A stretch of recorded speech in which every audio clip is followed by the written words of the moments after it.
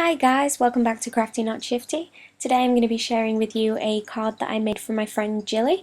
I used this pink paper that's got these diamond kind of gold embossed pattern on the front, and I got this as part of one of the Simon Says Stamp card kits. So I used the stitch rectangles from Simon Says Stamp and cut out the largest one. It cuts out the perfect size panel for a 4¼ by 5½ top folding note card. So I just ran that through my die cutting machine, and I don't know if you noticed the bruise on my arm there. I apologise, I am almost always covered in bruises. Apart from card making, I have another hobby, which is cheerleading. I'm a part of a team that's based in Liverpool and the Wirral on the UK, which is called the Airborne Nitros. Fun fact for you there. So any kind of lumps and bruises and kind of marks on my hands and my fingers, that's usually from basing. So yeah, it's definitely not a kind of a beaten wife situation, although turning up to work with bruises all up and down my arms never really looks great. But I think I'm getting sidetracked. So I've cut out this panel using the stitched rectangles die, and it's just left a really nice stitched pattern around the outside of that rectangle. So the next thing I'm going to do is bring in this stamp set. I really like this Don't Let Anyone Ever Dull Your Sparkle. So when I first saw this stamp set, I actually bought it to make this card. So I'm just going to cut this section out. This card, as I think I mentioned, is for my friend Jilly. I actually know Jilly through cheerleading, and she is definitely somebody that you would describe as sparkly.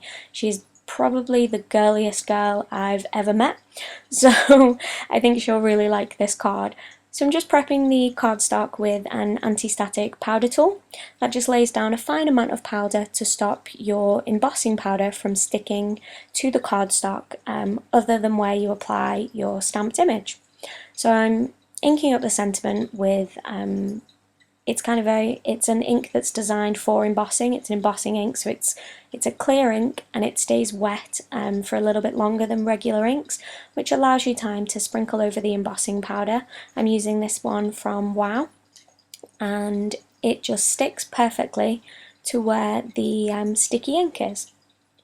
So there you can see there's no embossing powder left behind on any areas where I don't want it. If there ever is, you can just take a dry paintbrush and just brush those off before you heat set it, because once you heat set it, that's it, it's stuck to the card and you won't be able to get it off.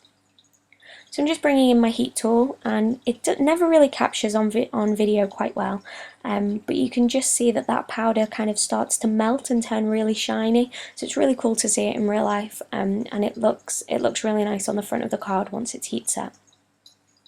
So I've got these stackable heart dies. I'm not sure where I got these from. I don't have them in the packaging anymore, but I'm just holding one of those in place, and I ran that through my die cutting machine again.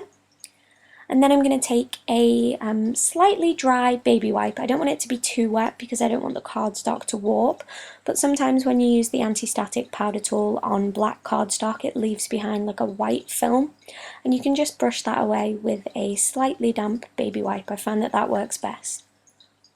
So I kind of look like I've got a hula hoop on my finger there. I managed to cut my cuticle on my middle finger on my right hand, so it's really painful and it doesn't look great.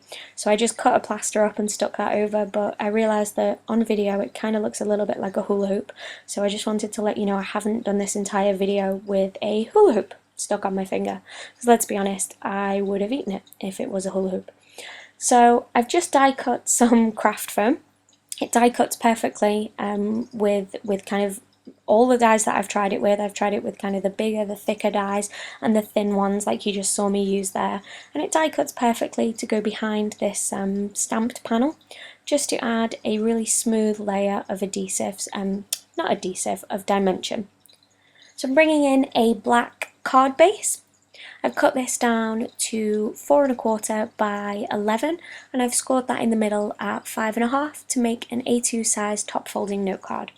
I'm just smoothing that down and reinforcing the crease with my bone folder. And then I'm gonna I'm gonna laugh now. Now I went to see some of my friends at the weekend and they watched one of my card making videos and they are not card makers. And when they heard Teflon bone folder, they cracked up for about 10 minutes and they were like, "That's it now, every time you have to say that, you're gonna start laughing." And I was like, "No, you can't do that to me." Well, they have. So there we go. Now every time I say bone folder, I'm gonna start laughing. So where were we? I think all I missed talking over there was applying glue. So hopefully I haven't lost anyone.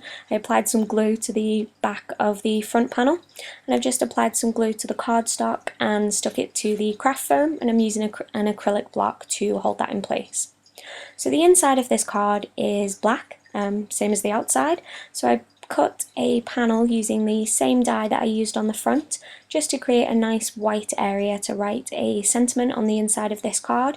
You don't have to do that, you could just use a white gel pen or kind of a metallic Sharpie to write on the inside of this card, but I think it's really nice to finish it off with a white panel.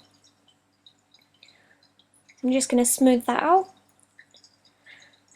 And then all that's left to do is take the heart with the added dimension of the craft foam. If you don't have craft foam you don't want to apply the dimension that way, you could just use pop dots or you could just glue the stamped panel directly onto the front of the card.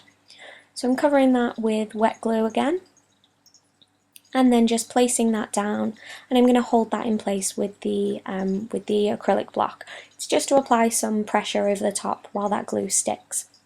I've got this pack of sequins. I think I got these from kind of a 99p store, so they're really inexpensive. There's all different sizes and shapes and colours in there, and I'm just using these small double-sided glue dots. So I'm going to place a sequin on top of one of those and peel it off with the adhesive then stuck on the back, and then just stick it down onto the card. So I'm going to apply 3 or 4 of those to the front of the card just to finish it off and add a final bit of interest on the front of the card. So as I was clearing these away, I decided that I wanted to add one of the stars to the inside of the card. So I'll just show you that here. Again, I took one of the star sequins, placed it on top of a glue dot, peeled that off and pressed it down onto the inside of the card. And so there we have it, the card's finished. I hope you've enjoyed watching this video and bearing with me while I've waffled away about bone folders and cheerleading.